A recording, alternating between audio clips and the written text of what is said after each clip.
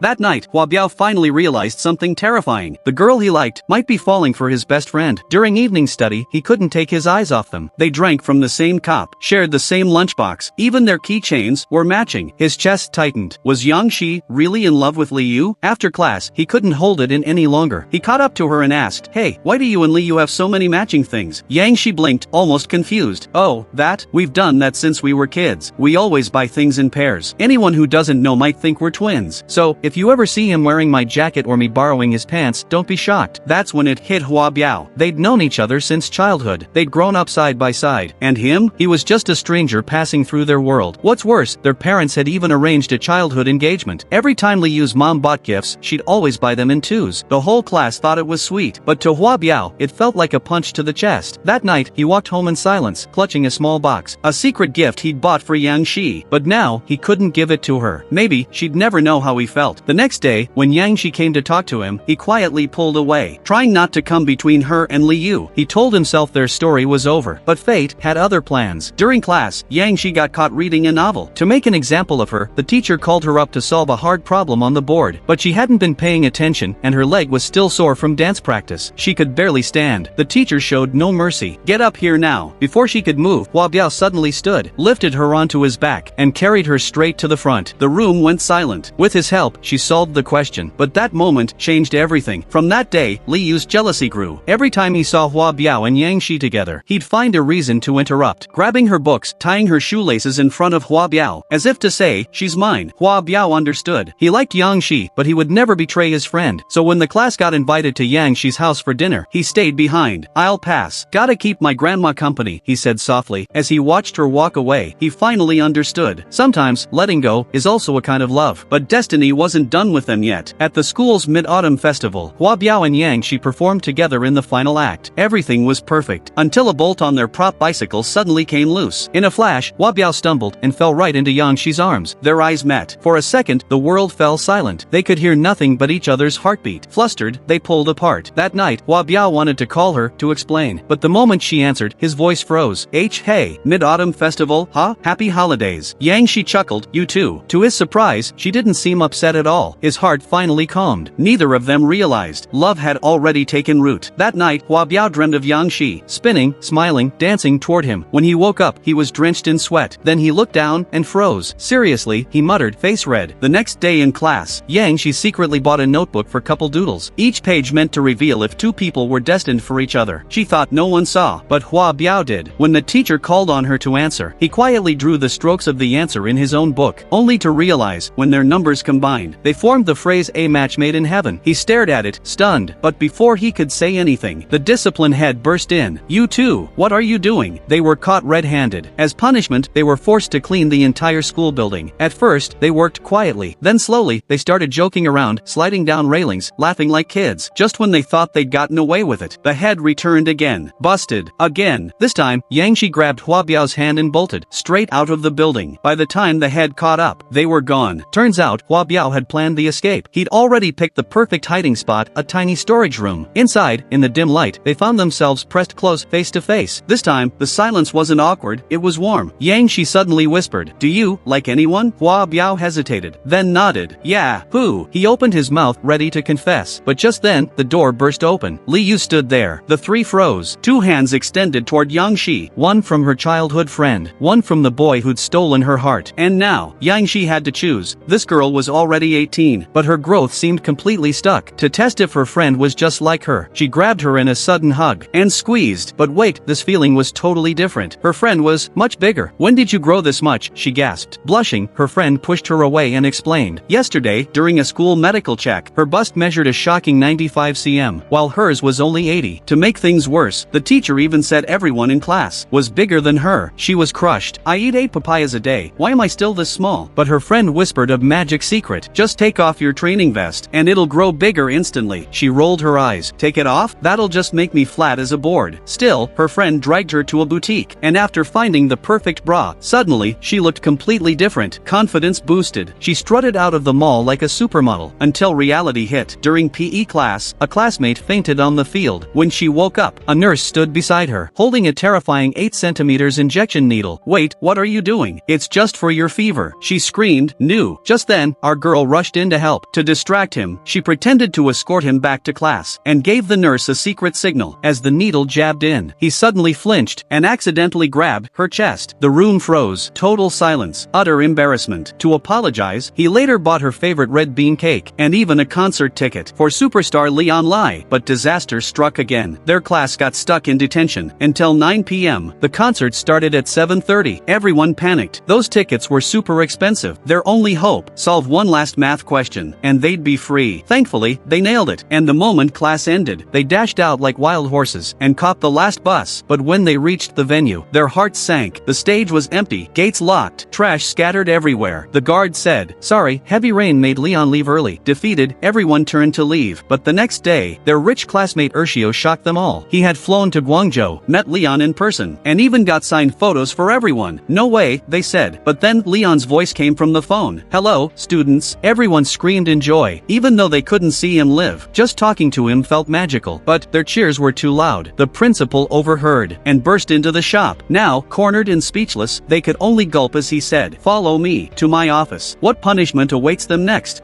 Right before the exam, the struggling student kept staring at the teacher, waiting for a chance, and when she thought no one was watching, she quickly snatched the top student's paper. But that loud sound instantly caught the teacher's attention. "Too bold," the teacher shouted. The room fell silent. Hamei froze. Her hands trembled, eyes filled with panic. She prayed the teacher would give her another chance. But instead, the teacher took her test paper and yelled, "Get out of the classroom!" As everyone stared, Hamei's breathing grew heavy. Fear and shame swallowed her whole. Her vision blurred, and the next second, she collapsed. Only then did the class realize something was terribly wrong. No one could understand. Why would Hamei cheat? She wasn't a bad student. But every exam, her mom forced her to score a perfect 100. That pressure became too much to bear. The night before, she even wrote down notes, hoping to cheat her way to the top. But when she arrived at school, her heart almost stopped. The principal was standing at the gate, checking every student one by one. Terrified, Hamei froze. If they found the notes, she'd be disqualified before the test even started. Her friend Yang Shi whispered,